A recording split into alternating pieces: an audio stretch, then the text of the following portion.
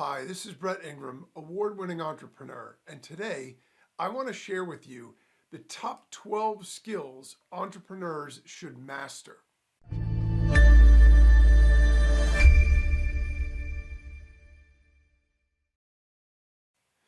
Entrepreneurship is a surprisingly complex topic. A lot of times if we think about entrepreneurship or starting a business, we get images in our head of, somebody who sort of just has a little bit of gumption or a little bit of, enthusiasm and energy and passion for something. So they just sort of start going and create this business and start to build it from there. But if we pull back the curtain a little bit, the fact of the matter is it's far more complex. It's a lot less simple. And while the start of any business might start off that simple, oh, I had got an idea for something, so I'm just going to go ahead and take the plunge and turn this into a business and start doing it. And sort of the impetus or the infancy phase of it might be very simple. And the reason it came to be might be very simple. But the actual act of entrepreneurship, the actual, being able to execute and be able to build and grow a business is actually far more complex, and there's a lot more to it. You know, just because we think of sort of the person who started the business in their garage or whatever, and they were building PCs or they were doing this or doing that, and that's sort of the idea that we get from it, because there could be very simple beginnings. The fact of the matter is, as we start to grow, even in the early phases, the skill set that's required in order to be successful starts to expand rapidly. So in the beginning, it might just be an idea and the ability to take action on that idea. Because the only thing that matters at first is that we sort of get a product or service and get it out to the market. But as soon as we start going, a lot more stuff starts to enter into the equation. And so the reality of it is entrepreneurs need to actually be very good at a lot of different things, or at a minimum, we need to recognize the skills that are required and get other people to help us in areas that we lack. So while it might be impossible to come up with an exhaustive list of all the entrepreneurial skills and traits, there are a lot. Let's talk about 12 that are at the top of the list and really make for a well-rounded entrepreneur. These are the 12 things that if there were only 12 skills you could have, you'd want these 12. Now, these are in no particular order, but they're all important to either master ourselves or to delegate or outsource, so we ensure that we can maximize our potential. If any of these areas lack, particularly as we start to grow, it's going to affect us as business owners and as entrepreneurs. So the first skill on the list is leadership, right? This is the ability to sort of inspire and lead a team. So when we start off, it's really self-leadership. We still need leadership. It's just that if we don't have anybody working with us or working around us, that's okay. But we have to be able to control ourselves. We have to have very good self-control. We have to be able to lead ourselves and hold ourselves accountable, which is another good element of leadership, in order to be able to get things done. Because if we don't do that, then we're never going to execute at a level we need to in order to be successful. As the business starts to grow, we're going to need to bring in other people, whether it's virtual people, whether it's staff that are in-house, it doesn't really matter. And we need to be able to lead the team. And leadership in that regard is guiding our team toward the common goals, toward the vision, toward the mission and all that stuff. It's motivating them. It's setting the example and fostering a positive and productive work environment. We want to be in a situation where people feel inspired by us as leaders. And that's really a big job that we have. And it's a job that we have to do day in and day out, rain or shine.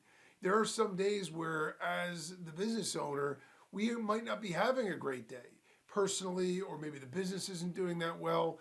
And so we're struggling, but we've got to find that motivation so we can be leaders for everybody else in the organization and make sure that they're all doing what they need to be doing. The second skill is financial management. So, from like the 10,000 foot view, understanding financial statements, cash flow, budgeting, it doesn't have to be that complex. Initially, it might just be sort of financing for how we're going to make our business go. whether it's we're going to use credit cards or, tap into our, home equity loan, or, maybe we have some savings or raise money from friends and family or crowdsourcing or whatever it is we're going to do to start. If we need real financing, maybe we go to an angel investor, or we do some sort of pitch deck for venture capital, whatever it is. But we have to figure out financing from all different aspects, right? The accounting side of it. So inside our business, we're aware of how we're doing financially, but also whether or not we're able to generate the money that we need. And then cash flow is always a big one. Cash flow is one that a lot of people take for granted and they don't think through enough. If we're in a business where we sell something and we don't get paid instantly, we're selling something and we get paid in 30 days or 60 days or 90 days, and that money doesn't come in, as we start to grow, it puts a tremendous strain on our cash because we need to keep generating what we're doing.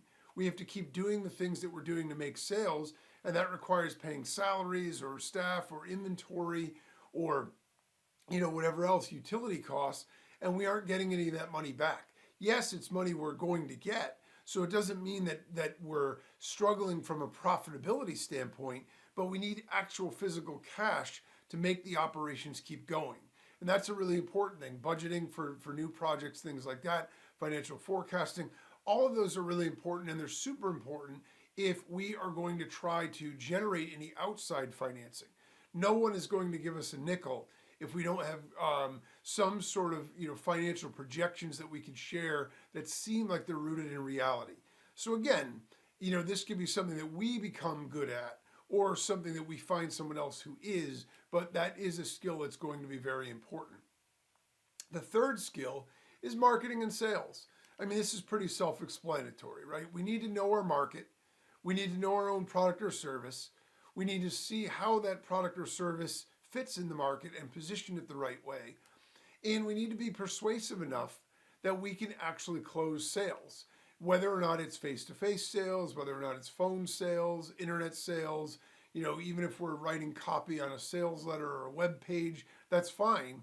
But regardless, we have to be able to find some way to market our product and service and ultimately sell it, right? It's not enough just to create some ads that are cool or cute that, generate brand awareness. We need to actually make the rubber meet the road and generate actual sales so we can put money in as revenue and continue our operations. And so the marketing and sales element is super important. And, so that involves, we've got to understand our target market, our branding, our advertising, whether we're going to do online marketing strategies and which ones we want to use, sales techniques, negotiation, all these things sort of fall under the umbrella of marketing and sales. And marketing and sales are a critical component of any business. But those are ones that are particularly important in the beginning, because some of these other ones, if we're self-financing, we could push off the real financial management stuff until later as we start to grow and we need to generate money or get a loan. But the fact of the matter is, in order to even be able to start and be able to sell, we've got to be able to understand the marketing and sales side of it.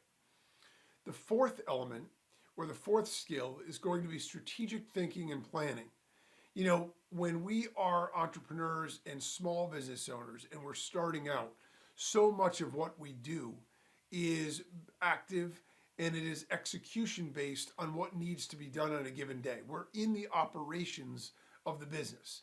And that's fine and it's important. I actually believe, I'm a big believer in trying each of the elements of your business anyway, even if you're outsourcing it, so you get an understanding of what skill set it takes, what's required, what it looks like, and everything else. So you have a better appreciation of it.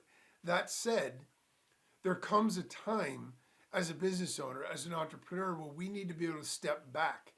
We need to be able to think long term. We need to be able to look at the horizon and not always have our head down at the workbench. And we need to understand, where is this going? We need to understand what's going on in the industry, in the market, in the economy, with technology, with the competitive landscape. So we are able to steer clear of the rocks and the pitfalls along the way, and we're able to steer toward the goals that we want to reach. If we're constantly down in execution mode, operations mode, We might be physically getting a lot of stuff done, but we might be unknowingly running our ship right into the rocks because we aren't looking up enough to see how we can chart the course for the future. There's a reason the captain stands out on the tip of the edge of the deck with the little magnifying glass, because he's looking to see where the land is and where the rocks are and everything else, so they can navigate the right way. And we have to be able to, as entrepreneurs and business leaders, need to be able to also do the strategic planning and strategic thinking, so we can continue to evolve our goals, set the clear goals, but then evolve them. We have to develop strategies to get there, and we have to be able to adapt to changing market conditions, because things are always changing. And so, market analysis, competitive analysis, business model innovation, these are all things that fall under sort of that umbrella. The fifth skill that we need to develop as entrepreneurs is problem solving. It's just a fact of life as an entrepreneur. And if we lean into this, it can actually be a lot of fun. If we look at problems as challenges, not as roadblocks or obstacles to where we're trying to get that defeat us, but rather as something to get excited about, because it's another thing that we can learn to overcome. And when we do, it makes our business and our team and ourselves that much more resilient, that much more effective. But we do 100% need to be able to be problem solvers. And this is actually another one of those early onset skills that, in order to even survive to a point of growth, we've got to be able to solve problems, because they're inevitable. They're going to come up, just like death and taxes, right? Those are the things that we're never going to be able to avoid, and problems are some of them. So we have challenges on a daily basis, but we also are going to have challenges, on a larger basis that come up from time to time as well. So what we want to be able to do is identify those problems, analyze them, and come up with effective solutions. And that skill is going to be super important to us as entrepreneurs and business owners.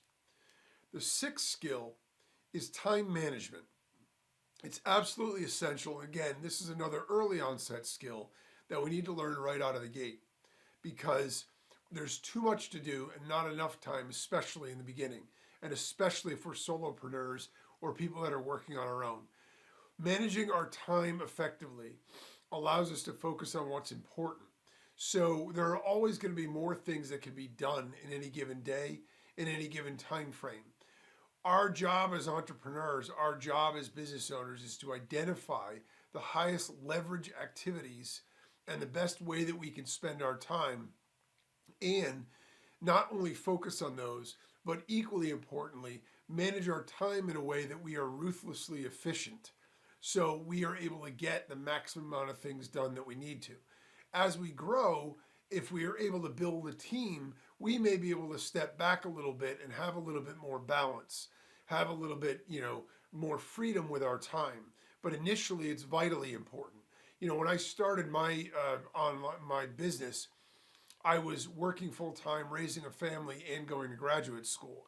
Time was by far my scarcest resource. Didn't have a lot of money either, but I had almost no time. So every hour that I had to work on my business, I was sacrificing sleep. I was sacrificing the ability to do anything on my own. And those were all vitally important hours for me, where I said, I have to make this count. I don't have a minute to waste, because I only have an hour or two a day that I can even work on this initially. And so it forced me to be very, very ruthless with my time management, and very effective at leveraging things and doing the most I could with the most important things I could every single day. That's a really important skill. So we're focused mostly on the most important stuff, and we're working through it in a way that's distraction free and that is highly effective and efficient. Because once we develop that skill, the other benefit we get is not only does it maximize our ability to grow and get stuff done, but it's a great example that we set for our team. So if we then start to hire and bring people in, they will learn the same way of being efficient and ruthlessly protecting their time, so they make sure they get the maximum amount of done possible.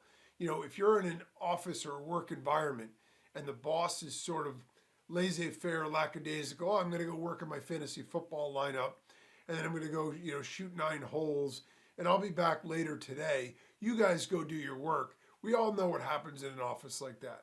Nothing gets done because everybody feels as though, even though they're the boss and they're paying us, and it might be right or wrong, the fact is they aren't setting a good example for how we need to work.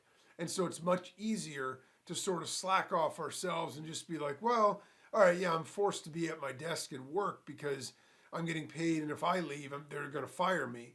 But at the same time, I'm not going to make that extra phone call. I'm not going to grind to get this extra thing done before I leave. I'll just take care of that tomorrow. And the whole culture starts to suffer. So that's super important. The 7th skill that we need is communication. We have to be clear and effective communicators.